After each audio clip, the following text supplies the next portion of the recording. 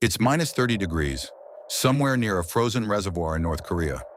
A man kneels in a foxhole he had to blast out of the ground because the earth itself had frozen solid. He's holding a can. He can't open it, not because he's too weak, because the can is frozen into a solid block of ice, and there's no fire he's allowed to light. A fire means smoke.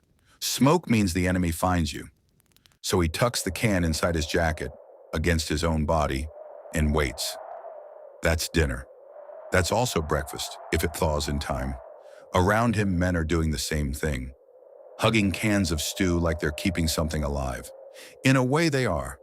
Korea, 1950 to 1953, was not one war. It was several wars happening on top of each other. American and UN troops fighting in terrain nobody had trained for. Chinese soldiers pouring across the border with almost nothing on their backs. South Korean soldiers defending a country that was being destroyed twice, once going north, once coming back south. And underneath all of it, civilians, millions of them, walking the roads with whatever they could carry because the front line kept moving through their kitchens. Nobody in this war ate the same thing. Nobody ate enough. And almost nothing that kept these people alive looked anything like a proper meal. It looked like whatever could survive the cold, the distance, and the shortage. Frozen canned stew.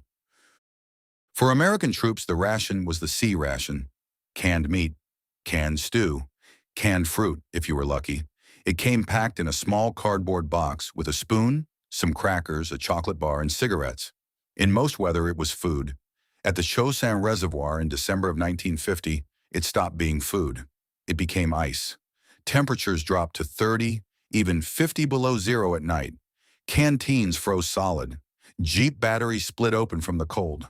And C-ration cans, the ones meant to be opened and eaten in minutes, froze into bricks that a spoon couldn't touch.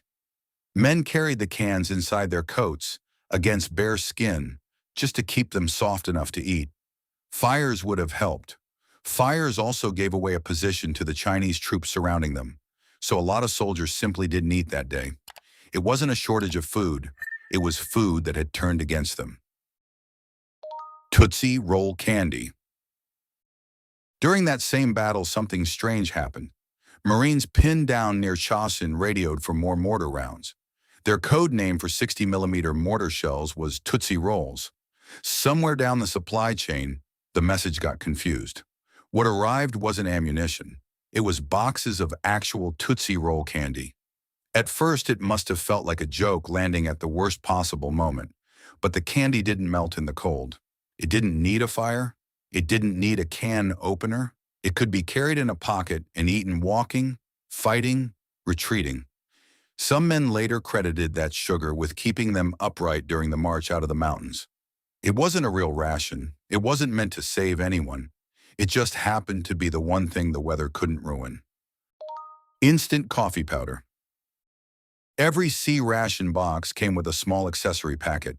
Inside it, matches, gum, toilet paper, and a few grams of instant coffee. In sub-zero mountains, that packet mattered more than the meal. Coffee didn't need to be cooked properly. Melt a little snow in a canteen cup over whatever heat you had, stir in the powder, and hold the cup with both hands before you drink it. Half the point wasn't the taste. It was warming your fingers around something hot for the 2 or 3 minutes it lasted. Men who couldn't feel their feet could still feel a tin cup burning their palms. That was worth more than most people would guess. Ham and lima beans. Not every can in the box was equal. Ask almost any Korean War veteran what they hated most, and one answer comes up again and again. Ham and lima beans. Cold, it was pale and gluey. Heated, it wasn't much better. Soldiers traded it away whenever they could, stacking it on other men or leaving it behind entirely. It became a kind of running joke in the ranks. The one can nobody wanted to open. But when supply lines broke down, when nothing else was left in the crate, even ham and lima beans got eaten. Hunger has a way of settling old arguments. Roasted flour and snow. On the other side of the line, Chinese soldiers were eating almost nothing at all. Their staple was a roasted flour called chow mein, wheat or millet, dry fried until it turned into a coarse powder, carried in a cloth sack slung across the chest. There was no time to cook it, and often no way to. Chinese units moved at night in huge numbers, using darkness as cover. Any cooking fire would have exposed the entire column to American aircraft. So a soldier would simply reach into the sack, take a handful of the dry flour, and eat it with a handful of snow to wash it down. A saying spread through the ranks: one handful of fried flour, one handful of snow. It wasn't a meal, it was calories that could be eaten while walking, in the dark, without giving away a single position. Dry millet and barley. Behind the front, Chinese logistics never fully caught up with the size of the army crossing into Korea. When food did arrive, it leaned heavily on millet and barley, grains that didn't spoil quickly and didn't need much preparation. Compared to American canned rations, it was plain and often not enough. Doctors documented rising cases of beriberi among Chinese troops that winter, a disease caused by exactly this kind of narrow, repetitive diet. The soldiers kept fighting anyway. Supply had simply not been built for an army moving this far, this fast, into mountains this cold. Whatever reached the front line got eaten, whether or not it was enough to keep a body running. Rice balls with kimchi.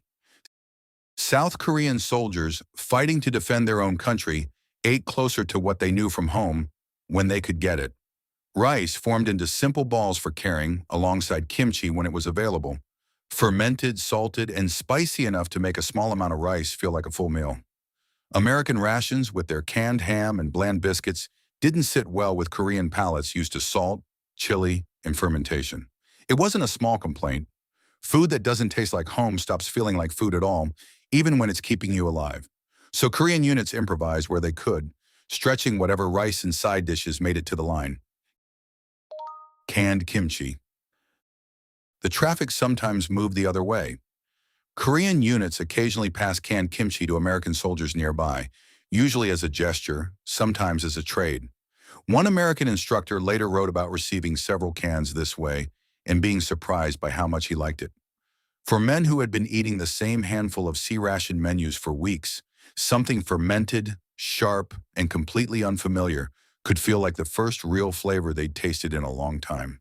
It rarely showed up twice, but it was remembered. Smuggled canned spam. Away from the front, in the cities and villages behind the lines, a different kind of hunger was spreading. Korea's farmland, factories, and food stores had been fought over twice, once as the front moved north, once as it moved back south. By some estimates, roughly a tenth of the population did not survive the war. Meat had nearly disappeared from ordinary Korean tables. Meanwhile, American bases were stocked with something civilians rarely saw anymore: canned meat that didn't spoil, spam. Possessing it without authorization was technically illegal. People smuggled it anyway, carried out from post exchanges in bags, under clothing, wrapped in cloth. A single tin of spam could feed a family for days in a country where meat itself had become a rumor. Scrap pot stew. Around the bases, another habit took hold.